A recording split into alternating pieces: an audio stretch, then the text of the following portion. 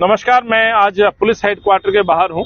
हमने कंप्लेंट दी है। ये कंप्लेंट दिल्ली सरकार के खिलाफ है और ये आरोप है हमारा कि आप यमुना को गंदा कर रहे हैं।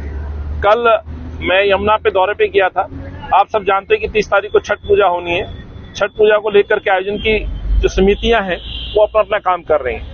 एक तरफ तो केजरीवाल दावा कर रहे हैं कि पूर्व की भांति छठ मनेगी, तो वही दावों की मैं पोल खोलने गया था।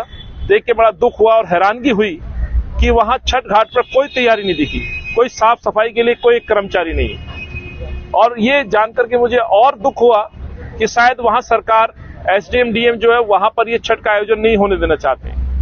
और हवाला दिया जा रहा है कि एनजीटी का आदेश है। एनजीटी का आदेश कोई नया आदेश नहीं है। एनजीटी का आदेश है कि वहां मूर्ति विसर्जन नहीं हो सकता, वहां पे और कोई ऐसी सामग्री नहीं हो सकती जो यमुना को प्रदूषित करे। सो छठ मैया के पूजा आयोजन में कोई भी इस तरह की सामग्री नहीं है जो यमुना को गंदा कर पाए।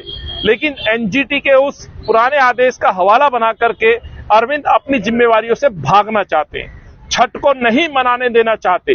और उसका सबसे बड़ा रीजन ये है कि छठधारी या जो छठ मनाने वाले लोग, लगभग 50 लाख लोग दिल्ली में रहते हैं, व्रतधारी लोग यदि वहां जाएंगे तो स्वाभाविक है प्रदूषण पे, गंदगी पे, यमुना की सफाई पे सवाल पूछेंगे।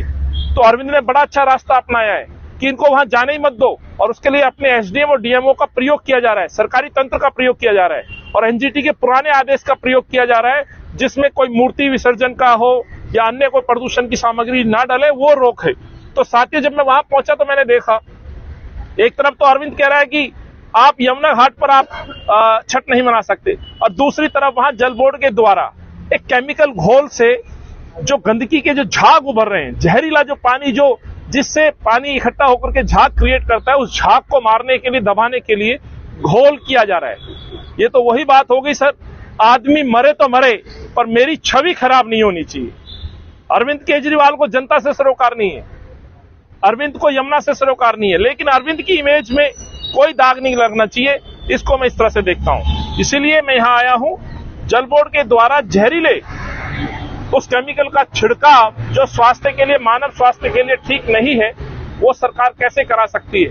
अपनी इमेज सुधारने के लिए केमिकल का छिड़काव पानी में कराना, ये क्या उचित है? ये दंडनीय अपराध है और यही कंप्लेंट मैं देने आया हूं। मैंने दी है, ये उसका सबूत है। मेरे साथ हमारे पूर्वांचल के बहुत सारे साथी हैं जो छठ आयोजनों में शामिल रहते हैं अलग अलग क्षेत्र में।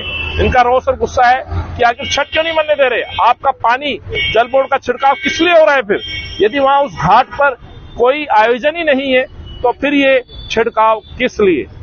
होश में आओ अरविंद, 8 साल हो गए, अब तो जवाब देना होगा, आप भाग नहीं सकते।